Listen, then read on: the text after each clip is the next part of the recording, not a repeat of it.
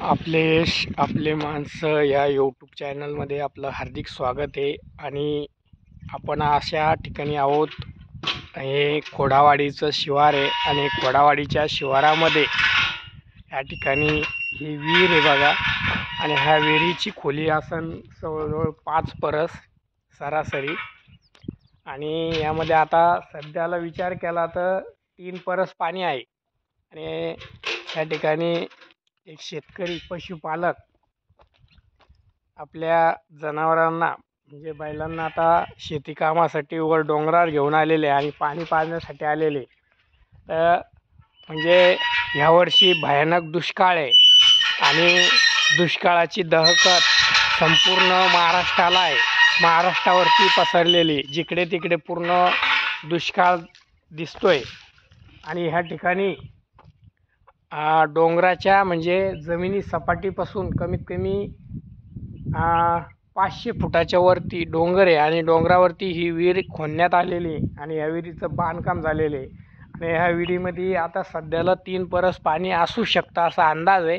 पाणी नितळ क्षार आहे, थंड आहे. आणि शेतकरी आपल्या बैलांना पाणी पाजण्यासाठी या ठिकाणी आलेले. आणि ही विहीर आहे गवळी माथे येथील शेतकऱ्यांची, पण ही डोंगरात खणलेली.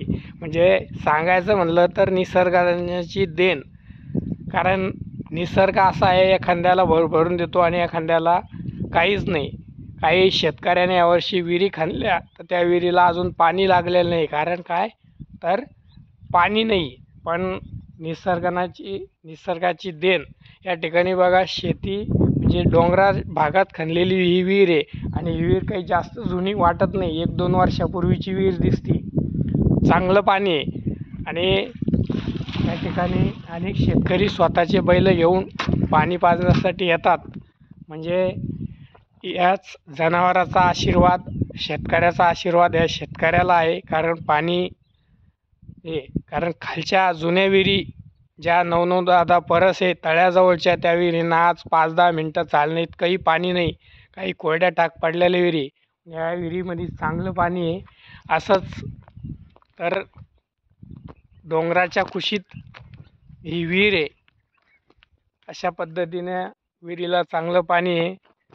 तर आपण पाहिलं की शेतकरी आहे बघा, स्वतःचे बैल घेऊन या ठिकाणी आलेले आहे पाणी पाजण्यासाठी.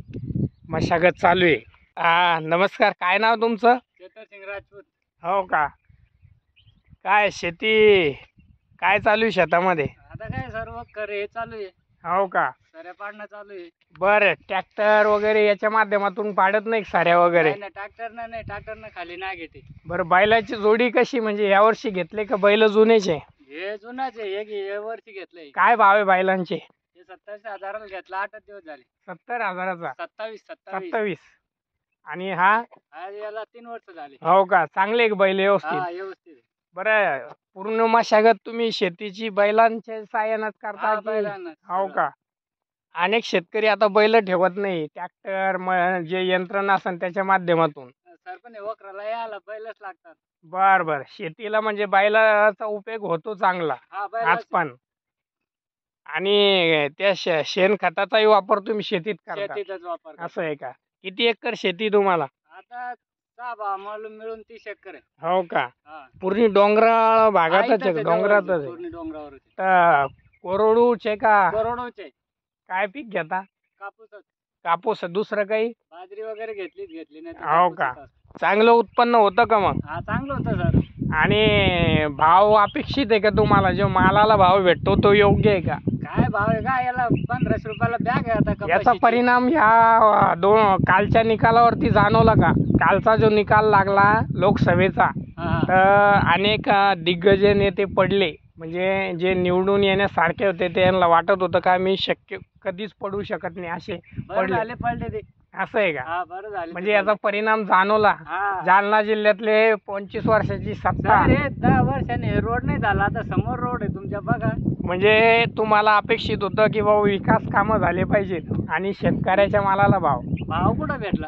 तर हे शेतकरी सांगतायत की बाबा 10 वर्षामध्ये लारसांगी दर्गा आणि खोडावाडीला जाणारा रोड असेल, त्यानंतर शेतकऱ्याच्या मालाला भाव म्हणजे कापसाचा असन, सोयाबीनचा असन आणि इतर गोष्टी विकासात्मक आणि पाण्याच्या बाबतीतही निर्णायक नाही आहे. जो नदी जोड प्रकल्प असेल, इतर प्रकल्प राबवण्याचा प्रयत्न, आज जागतिक पर्यावरण दिन आहे आणि दुष्काळाची दहकत आहे आणि ह्या ठिकाणचे शेतकरी आहे.